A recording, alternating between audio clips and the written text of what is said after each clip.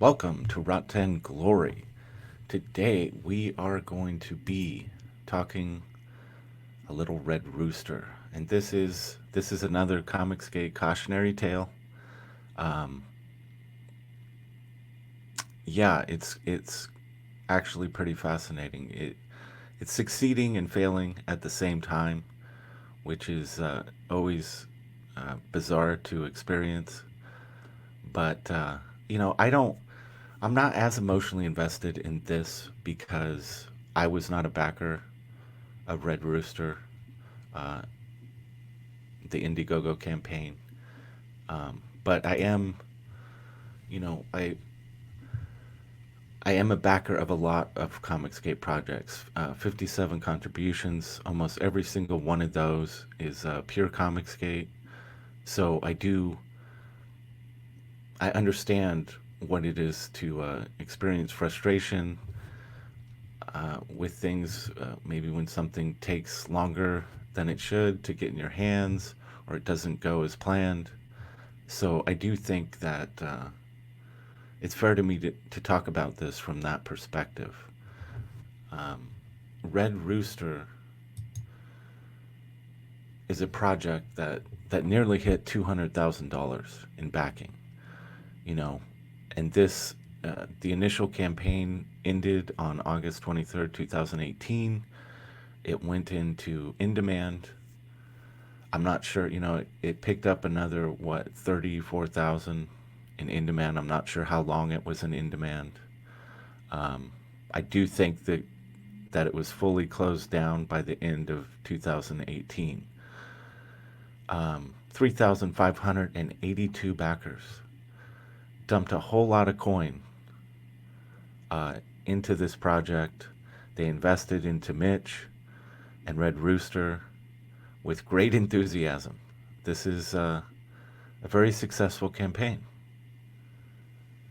And just the book being late, just having it take this long to get that project into people's hands, that's enough to justify people being upset, frustrated, and possibly choosing to never uh, back Red Rooster again. I mean, you're going to lose a lot of goodwill with people when it takes this long to deliver on your project. And here's the thing. I mean, we have precedents for a project taking too long. Obviously, at the top, we've got Ethan Van Sciver. Uh, Cyberfrog Blood Honey took much longer than anticipated uh, to fulfill that. But here's the difference. EVS, he stood in the fire through the entire thing. He didn't stop making YouTube videos. He didn't leave Twitter. Every single day, every time he was online, he was taking punches. Where's my frog book, Pie Man? Okay, and he took it. He took the beating. He continued to do what he does so well, which is entertain people on YouTube. And he stood in the fire the entire time, and ultimately delivered a beautiful book with all the trimmings and extras. And I think even people who were massively upset at how late the book was, I think he earned their respect because he never went into a corner and hid. He never turned out the lights. He didn't leave any social media. He just stood there and took it.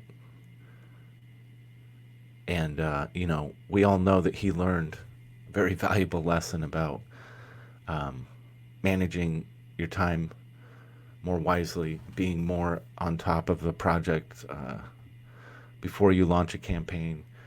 Everybody knows he's not going to let that happen again. So while there was frustration, even anger about Blood Honey, I think he won back almost every single one of those backers. He earned their respect by how he handled it. And this is the problem when it comes to Red Rooster and Mitch Breitweiser. He hasn't handled it the way that he should. He hasn't stood in that fire. And then you you have salt in the wound, okay? Because Allegiance Arts has this deal with Walmart, and they're delivering comic books into Walmart. Um, and I admire this hustle. I admire what what they are trying to do. They're trying to get comic books in front of a new generation of readers in a place where they will be seen. You know, that's one of the big problems with comic books over, the last so many years. Since spinner racks have gone away for the most part. You don't see comics in stores. You don't just stumble upon them and become a fan anymore. You have to seek them out. You have to find out about them, and then go out of your way to find them. And I respect what Allegiance Arts is trying to do. That isn't the problem at all. Um, they managed to convince Walmart to take a chance on comic books, not just any comic. These aren't known characters; they're not known properties, um, and they convinced Walmart that if they get them in front of people, uh, displayed well, uh, that they can sell, that it could be a profitable venture for Walmart. And I'm impressed by this. The hustle of getting this deal is it's impressive, and I don't think anyone really has an issue with that. Some people, might think it's not going to work. It's not a good idea. Um, a lot of people just despise Walmart. All that's all fine. But just the fact that they have the Walmart deal isn't the problem. The problem is you've got over 3,500 backers and almost $200,000 in campaign money. And the book hasn't been delivered. And now those backers are having to see issues of Red Rooster hit Walmart shelves. This is pouring salt into the wound. This is bringing it to the forefront.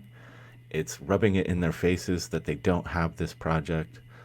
Some people dropped a lot of money into this campaign, and it's got to be insanely frustrating for people to see this going on. Now, as of right now, just the first issue of Red Rooster is in Walmart.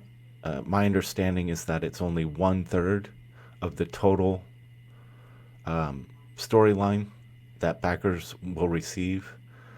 Uh, the quality is not as good as the premium graphic novel that will be delivered, but it doesn't really matter because I think almost everyone who backed Red Rooster is feeling like they should have had that graphic novel in their hands well before even a single issue of Red Rooster hit the Walmart shelves. And I think that's completely fair. And you add to that Mitch has been very, kind of pulled a disappearing act. He hasn't been willing to stand in the fire and take the heat. Um, I think in terms of ComicsGate, I don't, I don't, I don't think you can recover from what has happened here, how this has been handled.